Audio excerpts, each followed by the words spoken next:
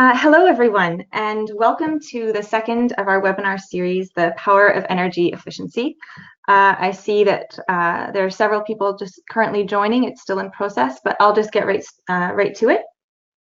So my name is Caroline Milne. I am Director of Communications and Marketing at Joule Assets Europe. I'll be hosting this webinar today, and I'll also be giving the first presentation. So a few housekeeping items. We'll have about 15 minutes for questions at the end of this webinar, so please feel free to send your questions as they come. There is a questions box near the bottom of the GoToWebinar control panel, so feel free to type them in there and we'll do the best that we can to get to them at the end.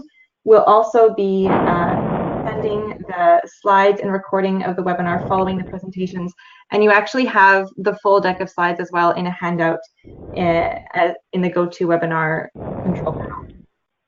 Before we get into the presentations, I would just like to give the floor over to Marion Jamet, who is Business Development Director at the Irish Green Building Council, just to say a few words of introduction as well. So I'll leave the floor to you, Marion. Thank you very much, Caroline. Well, I suppose I really would like to thank you and Joule Assets Europe for organizing this second webinar of the Power of Energy Efficiency series. As you have said, I'm Business Development Director at the Irish Green Building Council. We are a membership organization, and as part of my role, since I joined the IGBC in 2015, I've mainly worked on energy renovations. So I'm really pleased, I suppose, to be here today for this series. But more specifically, I suppose I just would like to give you a bit of background of information, I suppose, in terms of my interest in relation to energy performance contracting and the topic today. I joined the Green Building Council in 2015 to work on an Horizon 2020 project, which was called Build Upon, and the objective at the time was to co-design an ambitious national renovation strategy for Ireland. And we did that through an extensive consultation process with about 200 key stakeholders in Ireland.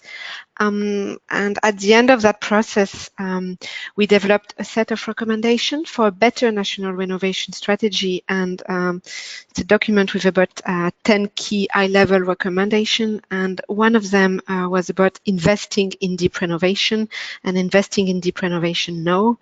And what was really clear at the time is that given the scale of the challenge in Ireland, but also across Europe, it's very important and it's clear that we can't rely only, I suppose, on grants or government funding. So I suppose that's why, as well as Irish Green Building Council, to better support, I suppose, home buyers and homeowners in retrofitting the home. We are doing a lot of work around the energy efficient mortgages, whereby you get a lower interest rate for if you renovate your home. But I suppose at the time when we were looking at producing the national renovation strategy, energy performance contracting was extensively discussed at many of the workshops we organized across Ireland, especially for non-residential buildings. And what I found was interesting is that in a way, it was kind of still at the time a bit controversial, with some people being very, very enthusiastic about it and seeing it as really something key to scale up the level of energy renovation in the country, but other participants being far more negative than often saying that it was complex, like might not work in a country of the size of Ireland, where most of our industry are low energy. We have a low energy intensity in terms of our economy.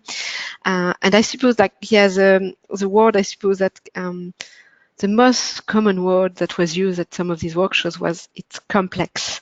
Now, I know quite a lot has changed since then. I'm talking about 2016, and I know that Dublin City Council has done quite a lot of work in terms of using EPC models, and more work is going on with other local authorities here in Ireland. but I'm really looking forward, I suppose, today to hearing Cormac presentation from Dublin City Council and to hear about his experience in greater details. But also what I find very interesting is to have this business and financial and also the local authority perspective. So to have all of that in 1 hour, and I'm really excited to hear from all of you. And yeah, I'm sure we'll have a lot of questions, but thanks again, Caroline, and thanks, Julia, for organizing it. Yes, thank you very much, Marion. And indeed, the question of EPC being complex, I think, is really the reason that why we're here today and why I was inspired to create this webinar series. Really, it's complex, but is it worth the complexity? So quickly getting into the agenda. So I myself will be giving a short presentation to start, giving practical insights into financiers' experience with EPC based on our experience as dual assets. Then we'll have Stuart Bowman, Development Director at Breathe Energy in the UK, who will share about Breathe's experience using EPC commercially, then followed by Cormac Healy, Project Director for the City of Dublin, Ireland, who will be discussing the City of Dublin's experience with their first ever EPC and also the opportunities he sees in EPC at the public level. So just a quick refresher, I discussed this in some detail on our first webinar, but just to talk about why we're talking about EPC today. So first, for dual assets, at least at the very existential level, why we're even in business at all is because combating climate change really matters to everyone on our team. It's a human issue. It requires innovation, creativity, and effort from everyone across a multitude of sectors. So we happen to be working in the field of supporting finance for sustainable energy assets. We see energy efficiency as a very powerful tool towards meeting climate goals. And there are a multitude of studies to back this up. And I'm convinced that everyone in the audience today probably agrees with me on that. At the same time, finance is available. Ourselves, we have a network of investors that are looking to deploy their capital into energy efficiency projects, and we're seeing more and more innovative financing solutions across the board. So the question is really getting the finance to the projects in a timely manner.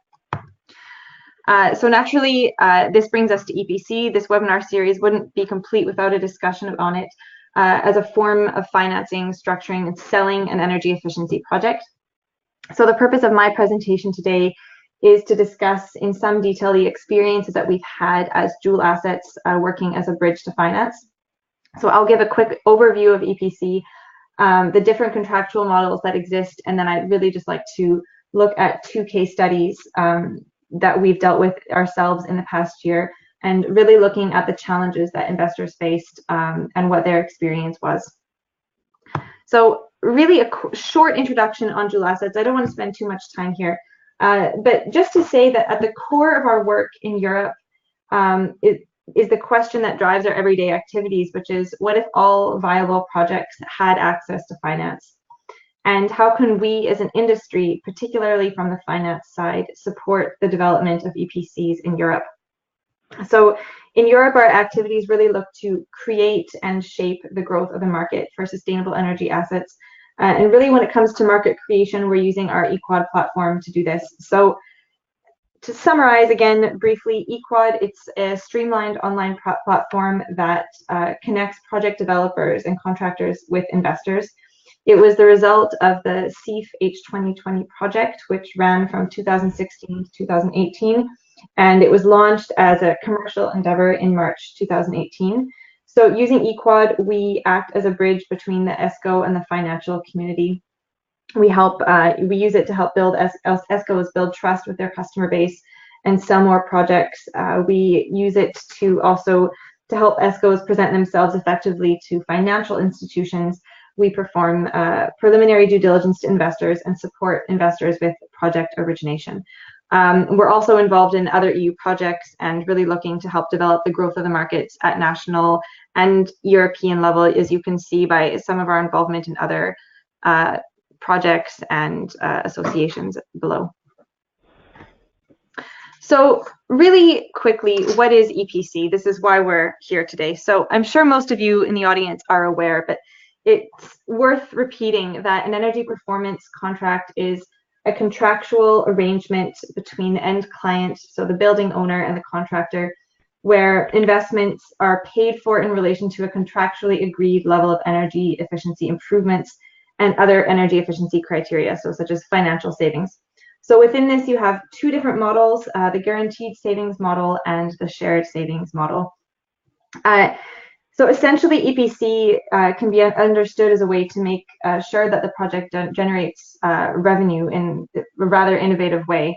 And it's an important piece of the puzzle for investors that we're working with in particular, as they see that the contractor has skin in the game. So the revenue won't be generated if the contractor doesn't deliver the contractually agreed savings, and the contractor takes on much of the risk that the investor would otherwise be concerned about, so the performance and the technical risk. And this is actually a really big deal. I'll get into why it's a big deal a little bit. I won't jump to my conclusion just yet. So I'm cautious of the time, and I'd like to save more time for the other presentations. So you will be getting these slides, so you can look more carefully at the following graphs. But just to say, the shared savings here, the contractor can basically decide how the savings are going to be split up with the end client. So there's no guarantee. The savings can be split 50-50 between the contractor and the client, 20-80, whatever makes sense. In general, in this model, the contractor is also looking to provide external finance, so they're usually responsible for finding the finance solution. And often we see this in this model, the most commonly in commercial endeavors, when the contractor is looking to engage with a private end client. The guaranteed savings model, we would see this most commonly used in public projects, but not all. And there are some exceptions, which I'll get into in a little bit. But here the contractor takes over the entire performance and design risk. The investor usually deals directly with the end client as opposed to the contractor in this scenario. And the contractor actually has a less important role here and can eventually be replaced. Sometimes this is actually foreseen in a contract of, say, 10 years or beyond. And yeah, for this reason, the client is most often a public authority. But again, not always. There's no hard and fast rule. This is purely theoretical. And to be honest, ourselves at Joule, we haven't had so many projects come to us presented as guaranteed savings projects. Most contractors have been looking to do shared savings. However, the case studies that I go through in a moment there's kind of a funny twist to them, which I'll get to. So just a few pros and cons looking at it from the different stakeholders' perspective. For guaranteed savings, investors generally, they like the fact that they're dealing with the end client directly and that there's usually only one end client. So it's usually just focused on one specific project, which in that sense, there's a level of simplicity here.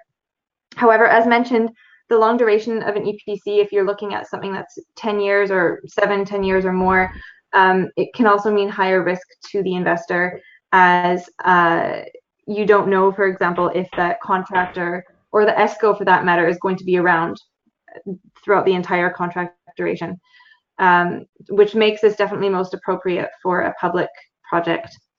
For the ESCO, I don't think I mentioned this before, but the revenue, any additional revenue that's generated beyond the promised savings goes directly into their pocket. So there's always an incentive to overperform. For the end client, again, it's less interesting for private end clients because the liability lies on your balance sheet here. The energy price risk is also on the end client, as the contractor only guarantees the kilowatt hour savings. For the shared savings, for investors, there are many investors that are looking to set up umbrella contracts, essentially like a lump sum for several projects with different clients, so for an entire pipeline.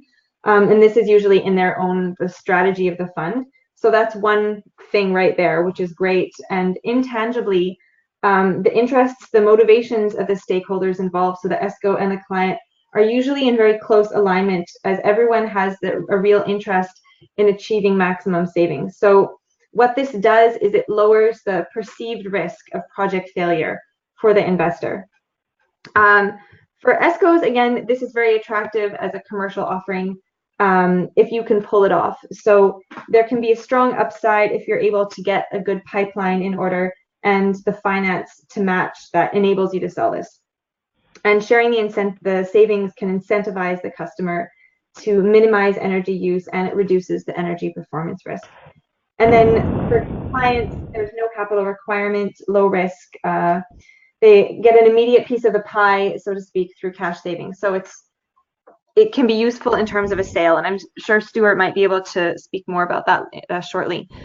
The one thing that I have to emphasize, though, in both of these models, much of the traditional risk is taken off the investor's plate through EPC, through both the guaranteed savings and both the shared savings. The contractor is taking on the performance and technical risk in both scenarios, and the large majority of investors that we engage with through EQuad are favorable to EPC precisely because of this fact that the contractor has skin in the game. I really can't stress that enough. However, credit risk is always important. The key risk always remains an issue. This is the key risk that always remains an issue for which there's not really any contractual work around, so to speak. You can't contract your way away from a client who has a very poor credit rating, for example, and who can't prove that they can pay their bills. So this is something to keep in mind, and I think this is, in our opinion, one of the key bottlenecks that has come up. Everything else can be dealt with in a pretty rational manner. So to speak a little bit, to put some of the theory to practice, just looking at 2 case studies that we've dealt with in the past year. So before and after financing deal, what happened for the investors? So this first project, some of you may be aware of this. This one here, we've spoken about this one before. This was lighting as a service. So this wasn't, just to note, first of all, this was an as a service model rather than a full EPC. It was looking only at lighting. The contract shared many similarities with a shared EPC at the outset, in that the contractor was offering to do a shared savings model, and the contractor was taking on the performance and the technical risk. So there are lots of similarities. Now, what I would say is that the story is that we had a contractor who had been working in the lighting business for a long time, who had been working as an installer, offering bespoke lighting solutions to various clients. So they knew their technology very, very well, and they also had a lot of connections in the market. They weren't brand new. But what was brand new was the way they wanted to sell it. The as a service model was new, the financial modeling was new. So what we did, at least, was we helped them basically get their financial modeling in order and perform due diligence on their initial pipeline, which was £370,000 for 5 projects. So I think there is 1 agricultural, 3 industrial projects, and 1 commercial project in that. So if you think about it, they're small projects, and it wasn't a huge pipeline. It was a very modest pipeline. But this was enough, basically, to attract almost instant attention from one investor who was looking for exactly this type of deal. So they said yes, and they offered a 5 million in the form of an SPV almost immediately. So the process was very simple. Lighting as a service was well understood. It was safe. It was easy. The low-hanging fruits. The fund was interested in general. And the negotiations were simple in terms of deciding, we're investing in this. Let's do this. The handshake was almost immediate. The criteria: we have 5 million. You have £5 million to spend in 1 year on lighting. So, and the contractor had clients to make this realistic. Now, the investors' key concerns from the get-go were the pipeline risk. Obviously, they were a bit concerned, will the contractor actually be able to sell this much in 1 year? That's a lot of projects. And then also, how would they deal with the credit risk of various end clients? There was a big challenge here. The fund was large. It took over 5 months for them to complete 3 agreements with the ESCO. Now, I have to say here that their process dealing with these. They didn't have a process, first of all. We helped them develop this process, but it took quite a bit of time. They had never seen an energy as a savings type contract before, and they were used to doing large infrastructure projects, in which case a 5 to 6 month negotiation to get a deal is perfectly acceptable. However, when you're looking to sell small projects to distracted end clients, it's not perfectly acceptable. So a lot of the burden of these 5 months fell on the ESCO, and they lost some of their pipeline, and they had to start almost from scratch to building it up again. So on Jules' side, our main learnings were that contract standardization really matters. There was not one standard EPC or energy as a savings or lighting as a service, contract that the investor could pull up and say, yes, we know this is the one that everyone uses. It wasn't quite so simple. At the same time, their experience level also really matters. So if you're a contractor looking for project finance, you need to also ask, just as an investor would ask, what's your experience? It's important to ask the same of the fund. Is that their lack of experience going to mess up my own process? It was a really good learning experience in general. And at the end of the day, everyone won. The deal went through. The ESCO was able to sell some more. It was a challenging period, but they were able to get more pipeline, and now they're using this 5 million to sell as many projects as they can, and will be looking to attract an equity investor in their company, so they'll be able to scale up a year from now. The next project, this is a case of a shared savings. These were energy efficiency upgrades for a retail chain in Italy. So the end client was a large retail company with over 500 buildings, ranging from small shops to big shopping centers, the buildings being 5 to 30 years old. And there were, I mentioned there were over 500 sites. Most of the projects were quite repeatable. They all required lighting, HVAC, refrigeration upgrades, and then maybe some other bespoke energy efficiency services dependent on the actual site. The investment required was 4 million. The contract would have been 7 years, and they would have seen a return on investment in 3 years' time. And just as a note, the contractor had already, through their own capital, put their own capital towards 64 buildings to show proof of concept. So they had already been at this for a couple of years. So we presented this to a few investors, and one instantly said yes. And the negotiations went very well. What did they like? The first things that were of key importance to them: the contractor had a solid track record. It had proven years of experience with the same types of projects of similar scale in different markets. It was its first time actually in the Italian market, so that was kind of the new thing for this contractor. They had also a strong credit rating of both the contractor and the end client, and the contractor was also willing to take on performance insurance as an additional guarantee for any shortfall in performance. The equipment was simple. It was trusted. It was also from a very reputable company. The projects were repeatable and easy to aggregate. It was once they saw one or two projects, they knew that they could do the whole thing in one lump sum. The timing of the installation also fit very well with the timing of the fund. They were looking to spend a certain amount, or to deploy a certain amount of capital within the next few months. So it lined up really beautifully. The challenge, however,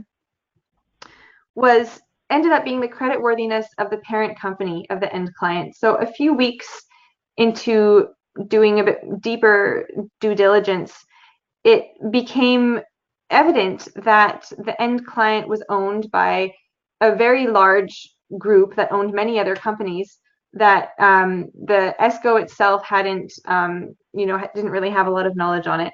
And it turned out that they had a very, very poor creditworthiness, and they presented a risk to the investor, and the investor was very cautious about this. So they still really wanted to invest in the project. It fit what they were looking for very well, But what they did was they said, we'll finance this, but they increased the cost of finance due to the poor creditworthiness of the parent company. And so it's a happy story because it shows that the investor was very keen and that this is the kind of thing that funds are looking for. But the ESCO ended up saying, no, we're going to wait on this project then until the parent company gets their financials in order. So they know that they can make a better, more profit from this, and they want to wait until that's possible. They don't want to go through the work and then pay a bit higher for a higher cost of capital. So based on these case studies, the big question, is EPC worth the complexity, and is there a future for EPC at least from the financier's perspective and based on our experience working with financiers?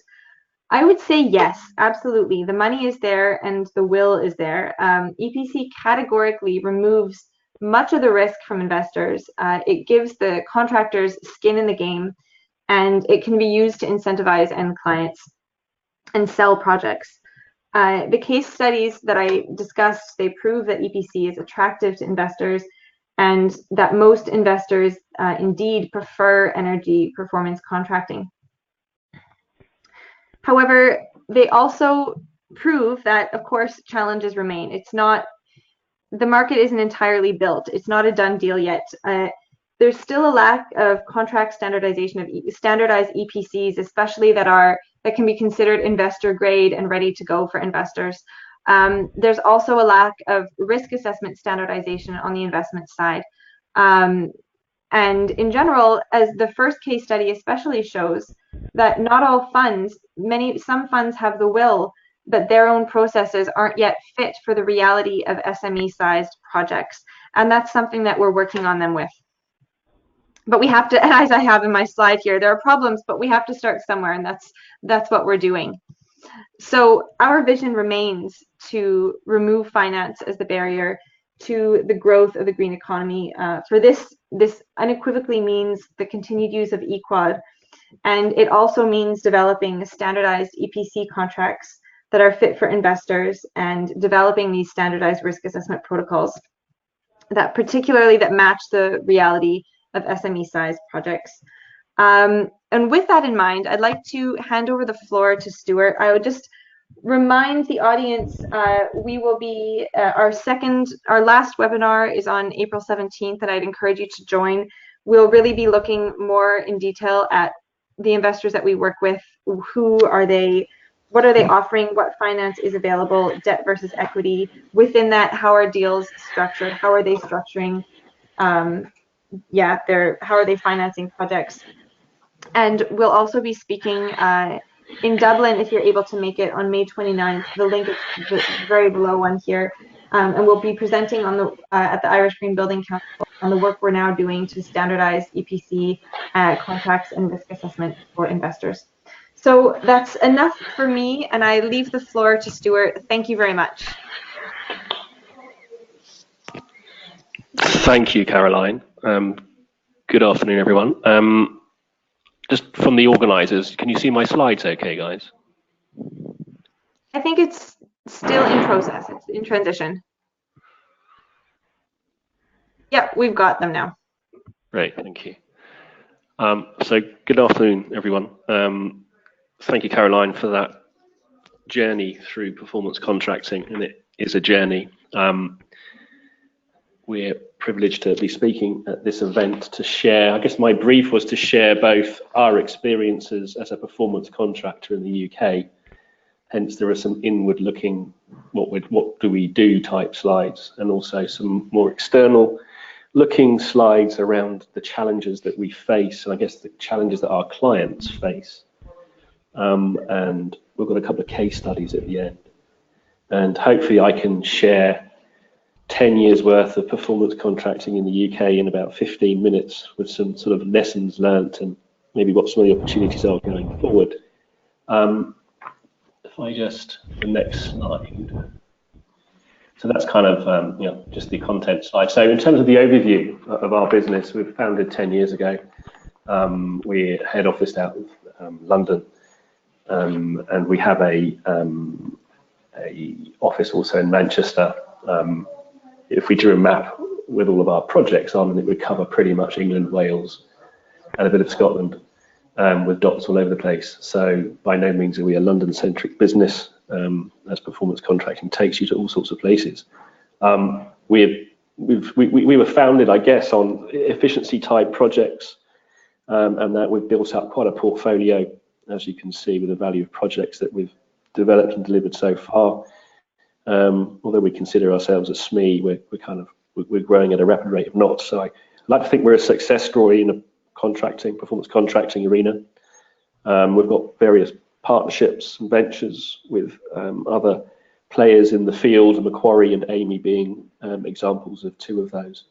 We've been no means restricted to just those guys, but we've kind of developed relationships over the years where they also have an understanding of what it is we do and how they can kind of bring finance, they can bring support in terms of operating and maintaining projects, which helps us greatly to give clients what they ultimately need.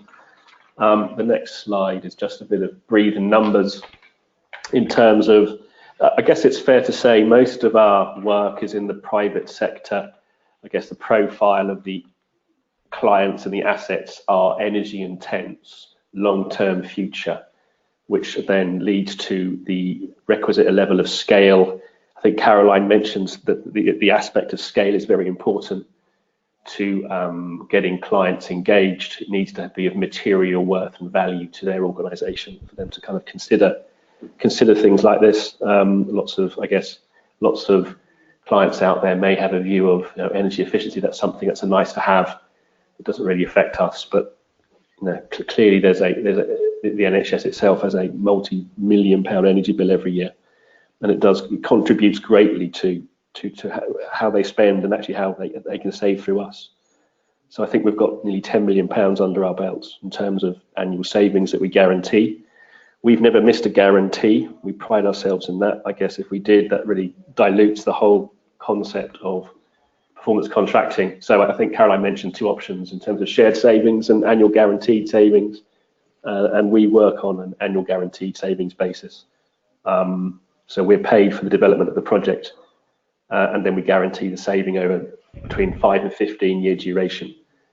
And that really is dependent on maybe the economics, the paybacks, or some clients just want us to validate the savings that we've achieved. So it gives them a robust form of governance. They can report back to their bosses that what they've actually implemented actually works. I guess we've kind of, lots of every organisation we've worked with has had some initiative on energy efficiency, water efficiency, some kind of resource efficiency that's resulted in savings, fiscal savings and unitary savings with a capital investment behind it. And I think nearly all of them would admit that they couldn't tell us if those savings actually were achieved or not. Just they did the projects and they've kind of made the assumption that they were achieved. So I think one of the benefits of a performance guarantee over a long period of time is that it's robust, it's validated both through a kind of international standard, but also we usually come work with clients who employ third-party validators of the savings, which can make for interesting conversations. But generally, it gives the client that comfort that they need to kind of report back that correct levels of governance are being deployed. So that's, and also the guaranteed saving. Again, going back to Caroline's slides, I think she mentioned that any savings above the guarantee are usually pocketed by the ESCO. I would love that to be the case, but it's certainly the projects that we work on, any upside that the client experiences through our guarantees is kept by the client, so there's no total upside to them. That encourages the client to think big. So we look for scale.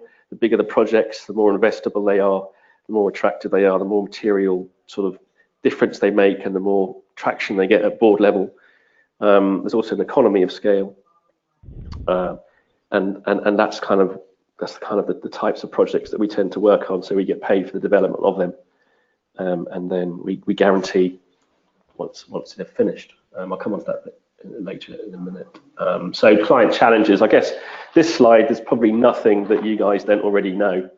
on that, and it's predominantly public sector orientated, these challenges, in terms of, the continued pressure of reducing costs and usage, and I guess the whole kind of carbon reduction story, and funding uncertainty is forever at the top of the agenda. So hence how this is an interesting session in terms of finance funding through dual assets as well. Strategic direction and ownership. I guess that this, again, there's a whole kind of different set of drivers that are pushing and pulling and competing for the same resource and funding and money, which we have to kind of think a bit more broader in terms of what we can bring to the table. We're getting involved a lot now with asset renewal as part of energy performance projects. So the asset renewals don't necessarily provide a tangible energy saving, but they provide a increase in resilience and improvement in reliability, especially on critical services. And we can kind of sometimes bolt those into energy performance projects. So the client kind of gets a value add in terms of resilience and improvements on that kind of thing, as well as the more traditional energy save. Again, decisions in public sector, I think that's an interesting one. I've got a bullet later on that talks about the process of approval in business, the various stages of business case.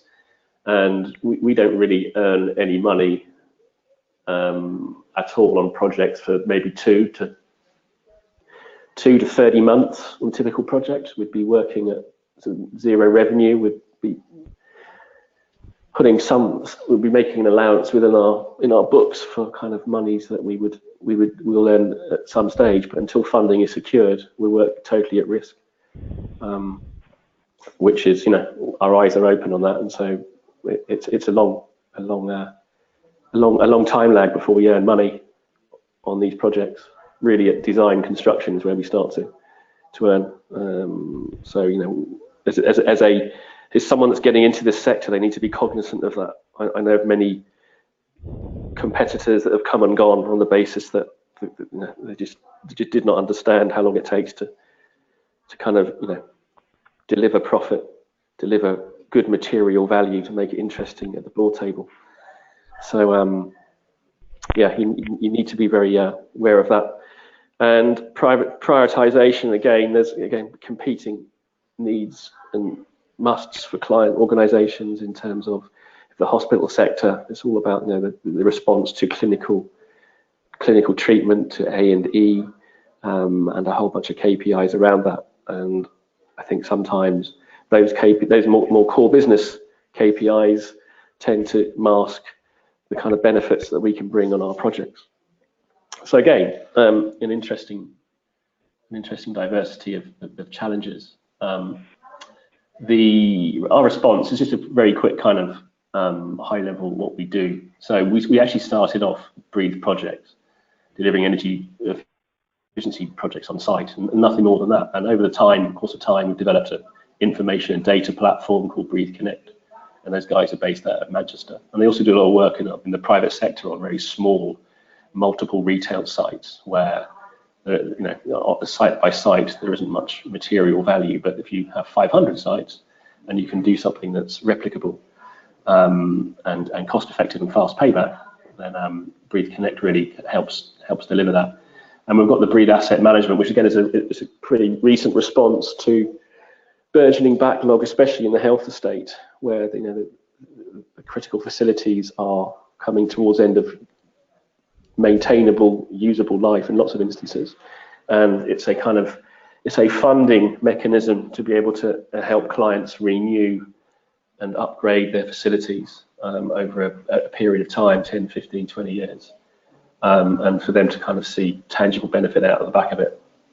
So it's a fairly new part to our business, but I think the strap line for this slide would be there's a lot more to it than just energy from a business perspective. You have to be nimble and mobile to have a long-term sustainable future in this space. The next slide is a quick kind of overview of the life of a project. And again, it probably don't look too dissimilar to any other project procurement process in terms of the bidding and the IGA investment grade audit is the kind of feasibility study, detailed designing, procurement, and the construction. And there are gates, as you can see, between each one of those phases. And the contract sort of treatment is shown in the bar underneath. I guess that from our perspective, there is risk at the end of the IGA and also detailed design. There is a fee risk where we're working at risk, and there's usually a set of performance parameters that our project has to abide by to meet that are set at bid tendering stage. And if you don't hit them at either the IGA or detailed design stage, the client usually contractually has a route to recover or not pay us or recover the fees they have paid. So there's quite a risk there. So getting things right at bid stage is pretty crucial, very crucial to us. So we spend a lot of time and money and resourcing in getting things right at the bid tendering stage, which is, I think that part of that approach has been part of the reason why we've been successful in the last few years. So that's kind of the life of the project. In terms of lessons and opportunity, I think this is my kind of slide in terms of the theme of the day, commercially and otherwise. What are the key issues and lessons that we've learned? And I've probably mentioned some of these already. It's a long haul game in terms of cash flow and revenue.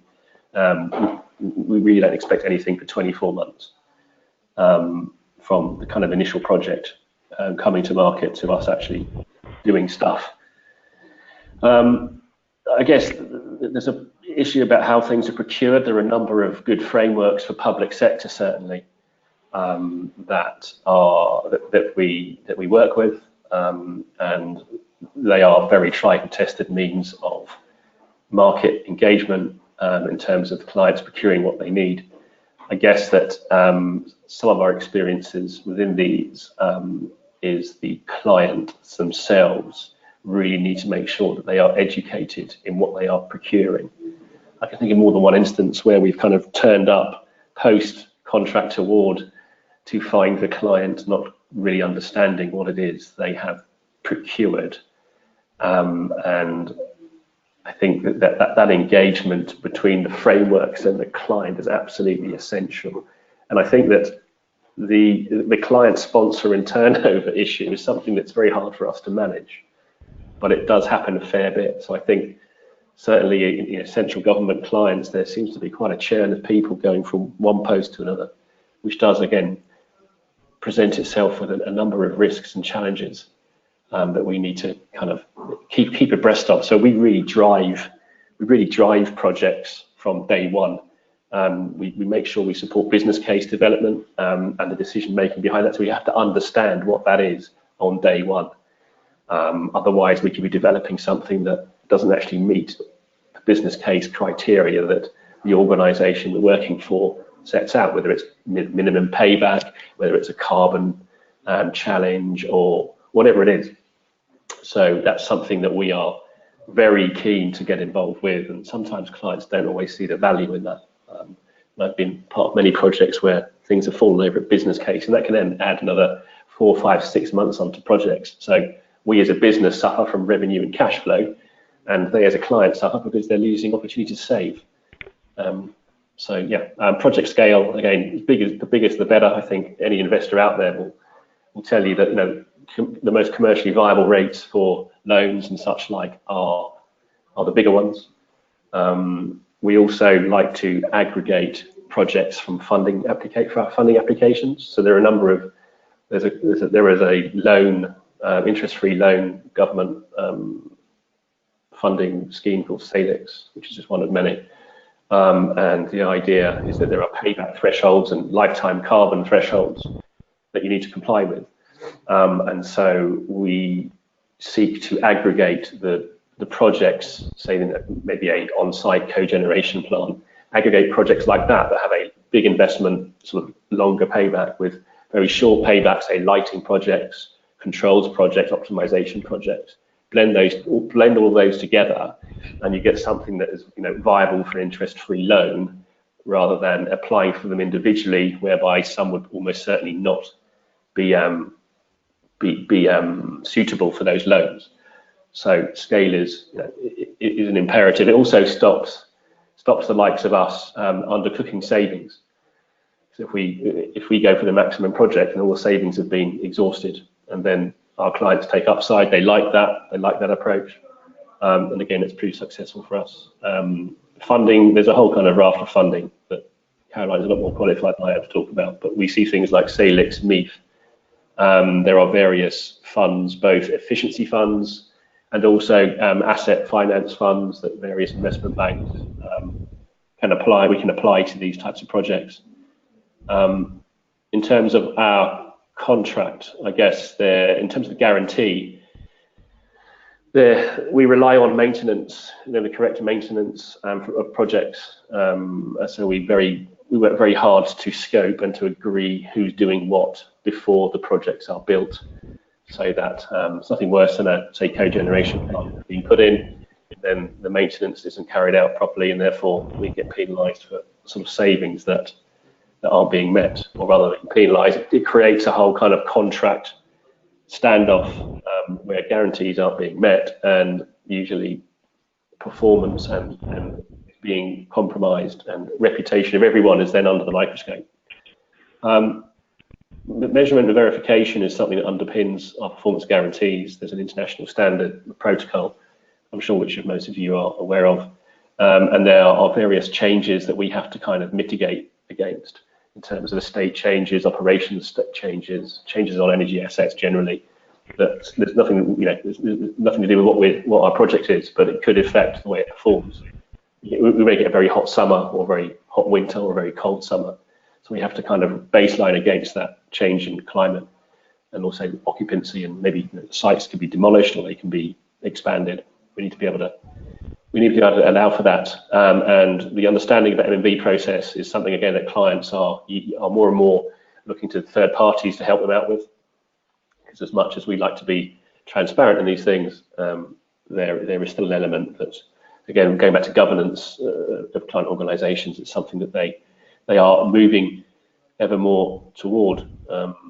We have our own performance monitoring bureau within Breathe Connect up in Manchester that we connect up to all of our projects. So we kind of mitigate our risk by using that facility to monitor, report back to the client. So there are regular meetings, regular reports throughout the year. And I guess lastly, contractually, there is a clause usually which permits us to invest money if we're not hitting a guarantee, rather than penalise us and we have to pay the difference if we don't hit the guarantee, which we, reputationally just would not be good for business or the sector for that matter, is to actually carry out additional work to sort of recoup any lost savings. So again, that's an essential thing for us from risk mitigation. Then I've got a couple of case studies. One is Bolton Hospital, one is St Helier Hospital. I'm not sure how I'm doing for time, but I think I'll leave you read those at your leisure. But they are kind of, large hospitals, large infrastructure, large building fabric project as well, for a maternity ward at St Helier Hospital, which has very little to do with energy, but a lot to do with resilience, and it's on the back of an energy project we're also doing with the same trust. So it's a considerable project for both of them and us. So I'll leave it there, and it's a bit of a whistle stop. But thank you very much for your time. Thank you very much, Stuart. And now we'll hand the floor over to Cormac. Hello, everybody. Good afternoon from sunny Dublin. I was listening very interestedly to Caroline and Stuart, and I think I'll pick up on quite a few of their points, but in a very sort of rolled up sleeve sort of manner from the internal machinations of the largest local authority in Ireland, Dublin City Council. I think traditionally Dublin City has had a very traditional approach to carrying out its business, and I think I want to show through the presentation today how we have embraced energy performance contracting as a way of solving a very real problem for the council. So without any further ado, if we can go to maybe the first slide there.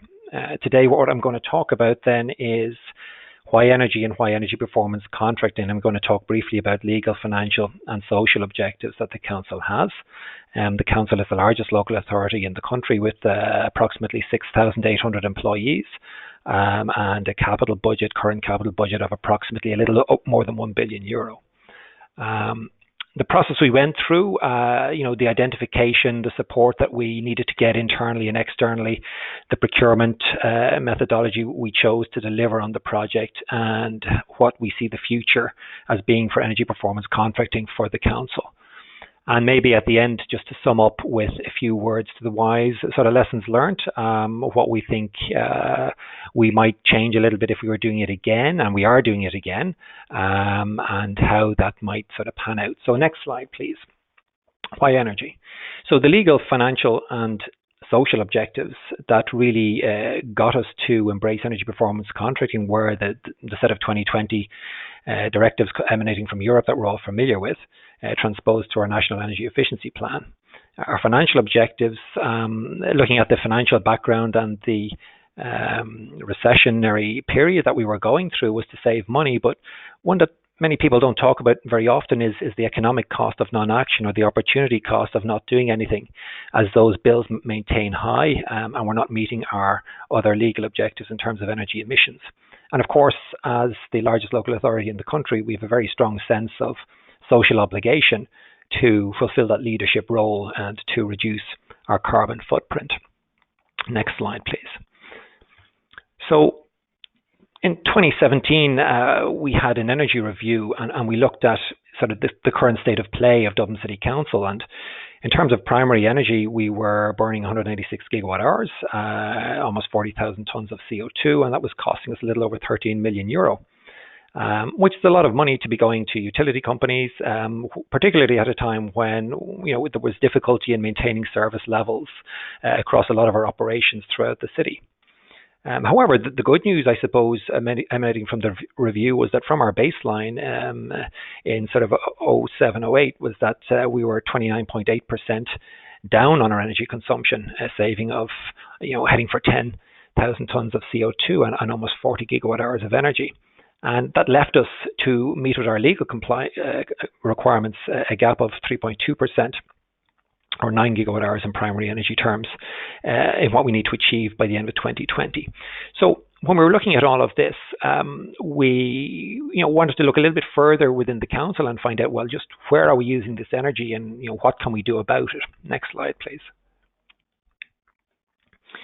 So in terms of significant energy uses within the council, then it's pretty much the standards that you would expect: public lighting, offices and depots, housing, transport, sports facilities, fire stations, and others. And in there would be libraries and etc. Obviously, public lighting. I think we've got about 4,000 or so lights around the city, consume an awful lot of energy. And having looked through the range of significant energy users, we decided to look more closely at one of those, and that was our sports facilities in terms of our big spenders. Next slide, please.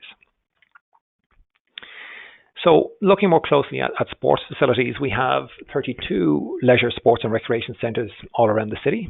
Some of them are very, very small indeed, and some of them are very large, full-scale leisure facilities with swimming pools and sports halls and all-weather pitches and gyms and multiple meeting rooms and cafes, etc.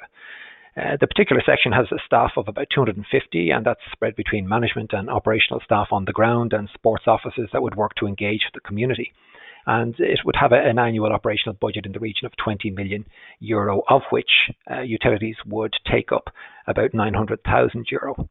And that figure there for electricity and gas doesn't include maintenance costs. And I'll speak a little bit later about that because we find that, in fact, maintenance costs are almost the same figure again. So you're looking at heading for about a tenth or so of the operational budget going just on energy and energy-related maintenance. So we found in the review of the sports facilities that there was indeed pressure on costs, and that energy and maintenance were really a very big item. Next slide. So just to maybe put a fence around what the problem actually was, the section was faced, as were other departments across the council, with budgetary cutbacks and high costs, and this was threatening our frontline services. There was little capital for reinvestment in projects to try and maintain and improve the level of services, and there had been a diminution in terms of the numbers of staff employed within the service as well. Allied to that, with the high energy costs, we found that, what could we do to actually improve the situation here? Obviously, our salaries and our wages are relatively fixed, And so we began to look more closely at the energy costs to see if there was some way that we could reduce those. This approach, I suppose, was backed up by the limited technical staff that would have been available within our sports facilities to deal with the energy side of the house. So usually managers and staff in the centres will be employed on the basis that they have either been former lifeguards or they have gym qualifications and they're very good with people, but not necessarily that they have engineering qualifications to deal with the plant room and the HVAC systems, etc. So we decided, having looked at all of that, that we would pilot a project on the swimming pools to see what we could do in that area. Next slide, please. So what were we going to do? Well, we decided we would talk with the SEAI, the Sustainable Energy Authority of Ireland, and see what they had to say about it, if they could offer us any ideas or solutions. And we also talked to the City of Dublin Energy Management Agency, CODEMA. We quickly identified that energy performance contracting was a possible solution. As I said at the start, Dublin City Council would have traditionally taken a very traditional approach of speccing something up, designing it and putting it out to the market and having the contractor come in and implement it. But sort of talking around about the houses, we discovered that EPC definitely is something that we saw some possibilities with. SEAI at the time were having some workshops on energy performance contracting and looking to get it ingrained into the national way of doing business across the public sector. And they had invited us onto an exemplar program with 22 other public bodies to look at energy performance contracting to see what we could do with that. We also spoke with leisure centre managers to find out what their take was in terms of their workload. And normally, operationally, they would be pulled all over the place with people taking chunks out of their time for lots of different things, and they could have 4 or 5 or 6 different contractors working on different elements within the energy framework within a centre. And usually what happened would be that you would have one contractor coming in and doing their work, but you'd find out that different systems would actually be competing within that particular facility, leading to a very inefficient use of resources. Next slide, please. So what did we do? Well, we decided to carry out an audit. We got an independent audit done to find out, just what might really be possible, to crunch some numbers and to see technically what a suite or blend of opportunities were there to develop a case that would actually work and deliver on our objectives. So we began building the business case, finding out how much it would cost and who will pay and what sort of a financial model we have to pay in terms of those shared savings. What about the capital costs? Would we pay it all? Would we look for, as was mentioned earlier, the ESCO to have some skin in the game and to put some money up front as well, and really to mitigate both the financial and the performance risk for the council.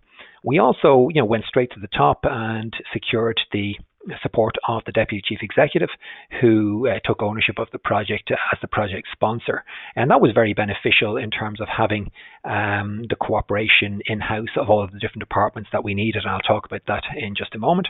But we also wanted to look at the asset mix and what sort of combination of facilities would be best as well, to put into a basket or a suite of different facilities that would actually deliver the results, not only for ourselves, but in order for it to work in terms of a partnership with the ESCO, that it would also deliver the results for them as well. So it was a little bit of work around that, a bit of toing and froing. Internally, we called together all of the key decision makers around the council. We got the Deputy Chief Executive to chair a presentation where we had head of legal and head of procurement and our head of finance and teams from our CRES is our community recreation and economic services department, as well as the health and safety people, etc. So everybody from all of the key people throughout the council in different departments together to make the overall initial presentation and to present the business case and to look for the resources internally to proceed with that. So we just followed internal protocol in that regard.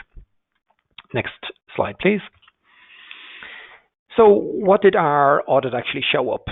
In terms of building the case, we identified that potential savings in the 3 centres at Ballymun, Finglas and Markievicz, all of our large leisure centres, could achieve the savings indicated there. And we were reasonably cautious in that regard. In other words, we weren't pushing the envelope out absolutely to the nth degree. We took what would be a reasonably practical and pragmatic approach to stating what could be achieved. Next slide, please. That's a picture there, by the way, of Ballymun swimming pool. So what we actually did then, we assembled a high-level internal team, a steering group, if you like, for the project. And on that, we made sure we had key people from around the organization, key decision makers who would be able to push the project forward, legal, procurement, finance, etc. We doubled down on getting the support from the Deputy Chief Executive and kept him briefed at all the stages throughout. And we began the job of really internal sales, seeking that support and getting the message out there. And sometimes it was more difficult and sometimes it was easier. We thought maybe initially, or I thought going to the legal team, that maybe I might have to sort of spend a bit of time convincing and selling the message. And in fact, I was quite delighted when they said, well, actually, we spend an awful lot of our time dealing with claims, and this is something new and interesting, and it's good for us as well professionally to do something a little bit different. And they were quite excited by it, and also had that feel-good factor of doing something worthwhile for the environment as well. Next slide, please. In terms of stages, then we heard Stuart mention the getting procurement right as being key to leading to a successful outcome, and we decided that we would embrace the competitive dialogue process to deliver for us what we wanted. So we had a pre-qualification phase to sort of test out the market a little bit and see what the responses were going to be. And those people that came through that successfully, then we invited in to do investment grade audits. They carried out their audits and presented the results to us at a presentation meeting. And then we had cross-table chats with the successful companies to really hear, I suppose, what way they viewed the actual energy performance contracting model and process. And this was important for us because we were quite conscious that this was a new development, not only for Dublin City Council, but within Ireland generally at the time, and the market is really in its nascent phase. And we wanted to make sure that we, as the carpenter says, measure things twice and cut it once. So we wanted to take that nice slow and steady approach to make sure that we were listening to get the balance right, because at the end of the day, we were looking upon this as a partnership between the council and a successful ESCO. And we wanted that partnership to have the correct balance that would not only achieve the desired objectives for the council, but would also deliver in terms of cash flow, etc., for the ESCO to make it successful for them and return on capital invested for them as well. And just one little example, I suppose, is that at those competitive dialogue meetings, we were able to ascertain, we heard Stuart talking about cash flow and long lead-ins, etc., earlier on, and we certainly heard from the ESCOs that this was a strong consideration or concern for them. And by hearing that across the table before going to final invitation to tender, we were able to model the financial model a little bit more to look at how we might do that, and then operationally with our finance team how we could do an initial reconciliation period for, say, 3 months, and after that to do IPMPV, so M&V to IPMPV standard. We did option C for this project. And then arrive at a rate which we could then use for the following 6 months period, therefore allowing us to forecast and project forward what the monthly payments would be for the ESCO. So the ESCO had sight of cash flows for a 6-month period in advance. And of course, knowing that the next M&V would happen in 6 months' time, that's a short enough time frame. So it also incentivizes, from our perspective, the ESCO to really roll their sleeves up and employ their technical expertise to really push that envelope of performance and deliver on the results. And the model would allow for that incentivization process, and that they could earn more through a reconciliation at the end of that period, which means that they would be paid a higher rate then for the following 6 months, and so on. So we went to invitation to tender, and we went through all of that, and we ended up with a successful winner. Next page, please. This is just, I suppose, a summary of the process that we've just sort of talked through. So we had a steering group where we developed the documents, and we worked with the SEAI, and they had sort of a national template developed in association with Philip Lee. And we took that and we modified that with our own legal department to suit our own particular needs and our own particular list of client requirements. We audited the facilities during that same period, and we worked with the centre managers to find out how it would actually work on the ground in terms of procedures and who calls what or when if there's a problem. And we put together, I suppose, that team of technical advisors and project managers that were going to assist us all of the way through. Next slide, please. So the approach then for us was really about performance. It was really about putting performance at the heart of what we were trying to do and to mitigate that performance risk. The finance risk was also there as well a bit, but I think performance was really what it was about for us. We had a very specific list of client requirements. For example, in our swimming pools, it must be 29, the water temperature must be 29 degrees, and the pool hall must be +1 degree, so 30 degrees. And there were a list of other particular specific requests from each of the centre managers in terms of how they wanted to manage and run their particular facilities. So this is really getting into the nitty-gritty of the depth that one needs to look at for a successful project, I suppose. And those specific requests, would have been as various as a new CHP plant, please, down to, and obviously that would be backed up with the relevant figures to make sure that was going to be a proper part of the overall approach, down to something as simple as installing maybe some new cooling fans in a fitness studio. We then left the design up to the contractor and said, right, this is where the big 180-degree change in the approach from Dublin City Council really lies. This is the nub of it, and that we said, well, okay, normally we would design it ourselves and put that out to market, but we said, no, the design is up to you. You're the experts. We want to achieve X% savings, and it's up to you how to save them. So we really saw this as a partnership approach, and to mitigate the risks of the council and the speed bumps that I mentioned earlier in terms of, for example, the cash flow. The model was there to sort of mitigate that for the client, but also from our side that helped to push that incentive envelope again by having it every 6 months, etc. That we were really trying to incentivize the contractor to use their expertise to deliver on what we actually wanted. So what was actually included in the suite of measures proposed then? Next slide, please. So the range of measures included a reversion of a CHP. It was an old CHP in Finglas Leisure Centre, which had been overspec'd by a salesperson before, when we really didn't know what we were talking about, and wasn't really doing the job. A little side story on that one was that as part of the contract, because of the way we modeled it financially, the contractor could see some benefit here because it wasn't operating optimally when they refurbished it, and so they asked us, did we own another building just adjacent to the leisure centre? And we said yes, it was a community creche, and they then put in a proposal whereby they would pay all of the capital costs for cabling, etc., and just link in and provide energy from the refurbished CHP to the community creche, and we could work an internal system of journal adjustments just to bill correctly, and we would split basically the savings with the ESCO. And so that's just a little example of how our system was able to incentivize, and it worked out with a win-win for everybody. We also got a new CHP, another one of the centres, and we had a few renewables in as well, some PV panels on a few of the roofs.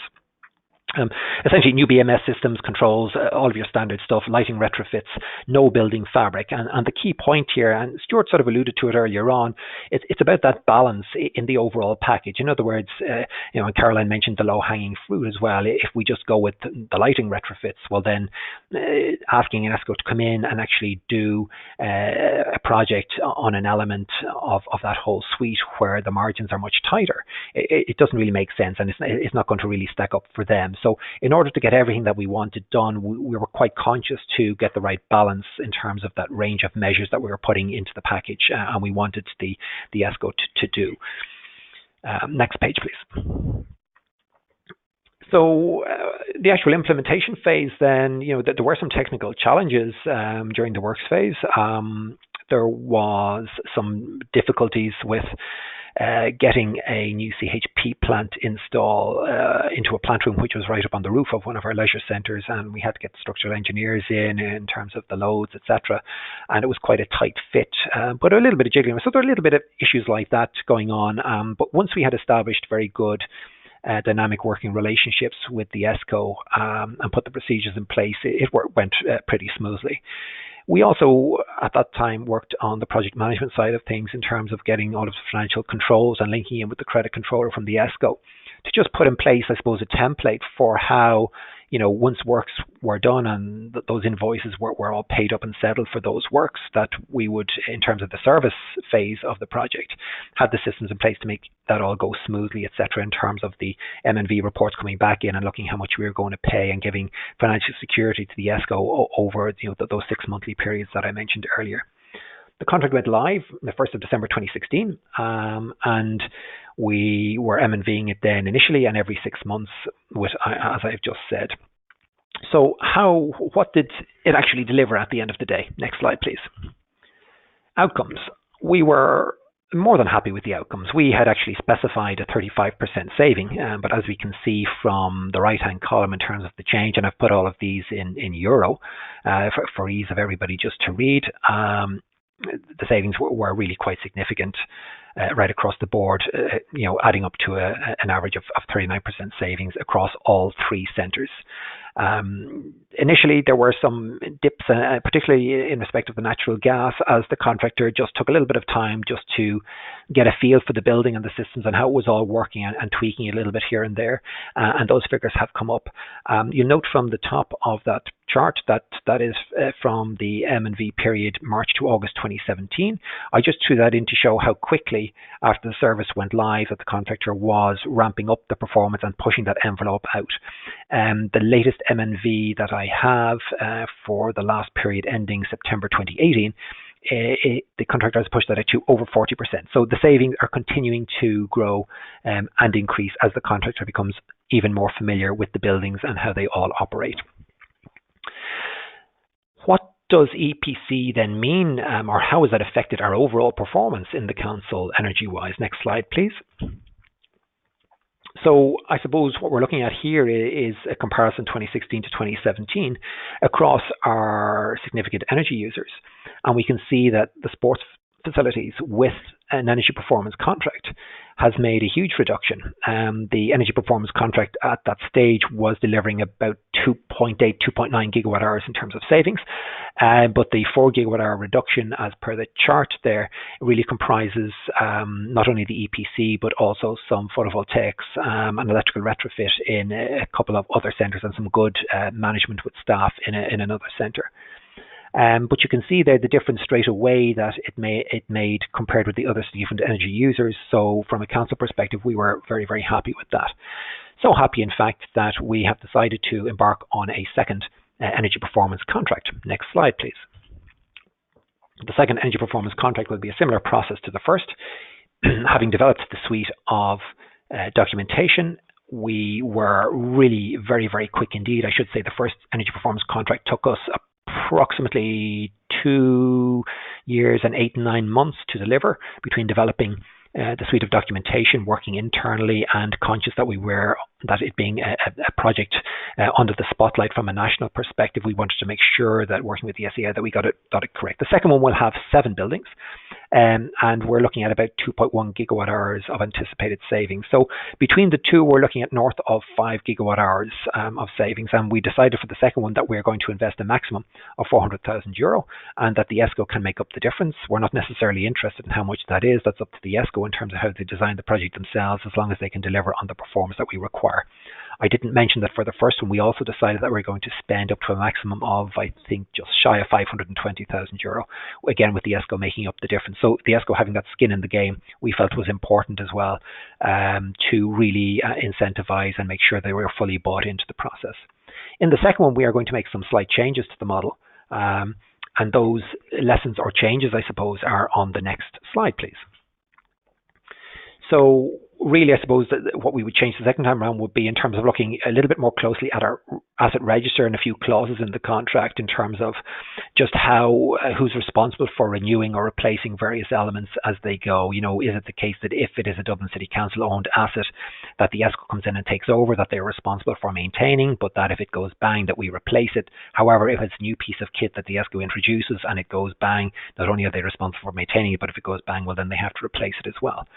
We'd also spend some more time prepping with the accounts team just to make sure things were doubly smooth. Not saying it wasn't, but just a couple of little minor speed bumps that we needed to work through a little bit. Nothing major, but again, just second time around, we'd like to get that even a little bit more smoothly than it was. Again, just general communications, and also just the second time around looking at the flexibility of the model. So again, trying to get that balance not only of the suite of measures that we're going to introduce, but looking at that balance between energy savings and maintenance costs as well. And in order to make it work, given the scale of the project, and these are relatively small projects, but we're just piloting them at this stage, that how can we get the right balance to make sure that using the flexibility of the financial model, that it's going to deliver both for the ESCO and for the council, because it really has to be a partnership. And of course, as the largest local authority in the country, we have a vested interest in ensuring that small and medium enterprises thrive and are able to pay rates and contribute to the local economy. That's part of the job that we do as well. Next slide, please. Starting over on the right, then I suppose I would say, look, do the homework was the lesson that we learned. You do your audit, you find out what is reasonably practical in terms of what you can achieve, develop your business case, do your numbers, develop out your model in terms of what assets you're going to include and that balance I talked about, and what the scale is. If it's, in the Irish context at the moment, I think, anything that's less than, 350,000 euro is probably going to be too small to really work unless we can scale it up. And, I think that is the lesson for the future in terms of aggregation and scalability for these projects at a more national level. Get your champions, get the senior support on board at a very early stage. Understand the model. So spend some time really understanding the model and how it works for you. As it said, I said it can be flexible. So look at how you're going to manage that change process through your organization. For the council, it was a very big change, 180-degree change, and that involved an awful lot of change management and building relationships with people throughout the chain of decision makers. And at the end of the day, it's a very good story. And so go out and sell it. The next slide, please. Is the Mrs. Doyle bit, and really what I'm trying to say there is that a bit of good humour, steely determination is required from time to time, and so one has to persevere with it. But I think second time round it was certainly quite smooth and easy, and once the model has been developed and trialled, and as the market in Ireland begins to grow, and that's the purpose obviously of having the webinar today, that we can look at getting the message out there and working together. I think there's certainly scope for developing it and growing it. Next slide, please. We're looking at future projects in our civic offices, in our area offices in the Hugh Lane Gallery. And not only are we looking at energy performance contracts, but we're also looking at energy performance guarantees, which would be smaller scale projects where, again, we look to maybe withhold a certain portion of payments subject to verification of performance results. So again, getting performance linked into the project at a very early stage. We certainly think, based on our experience, that there is scope for aggregation and bringing more assets together and ramping them up from a finance point of view, but also it makes sense from a public body point of view in terms of lack of duplication of work and using scarce resources in a more efficient manner. So we certainly believe that it is a scalable process, and energy performance contracting is replicable, and we think it has a bright future. And last slide, please. Thank you very much.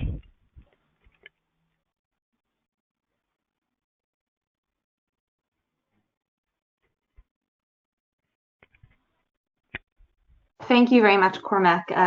Thank you very much for your presentation.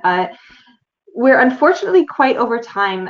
Both of the presentations were excellent, and I think it was really worth it to go through with them. And so I just would like to thank the audience as well for sticking with us and just taking the time out of your day to join us for this and to listen to these presentations. Unfortunately, we don't have time for questions, so I just would like to wrap up and say that I'm very encouraged based on these presentations, in a sense that there's been a running theme of perseverance and willpower, both on the side of an ESCO, from the side of finance as well, and now from the side of the municipal authority. And I see both of you, Cormac and Stuart, really as pioneers, in a sense, in this industry. And I think that for those who are project developers or investors or other municipalities who are on the fence or who are waffling about energy performance contracting and who see an opportunity but are thinking it might not be worth it, I think that you've proven them wrong. I think that you've really proven that it is absolutely worth it, that it's effort, and especially the first time around, it takes time to put all those pieces together. And it's really a question of putting together the right team and making sure that everyone is aligned. But it's clear that it's possible. And I personally believe that it's really a way forward for energy efficiency. So with that said, I would like to thank you again. Everyone who attended, you will receive the slides in full, and we're happy to follow up with you separately. So please do feel free to leave us questions. And thank you again for joining us. And we hope that you'll join us next time on April 17th. Thank you again.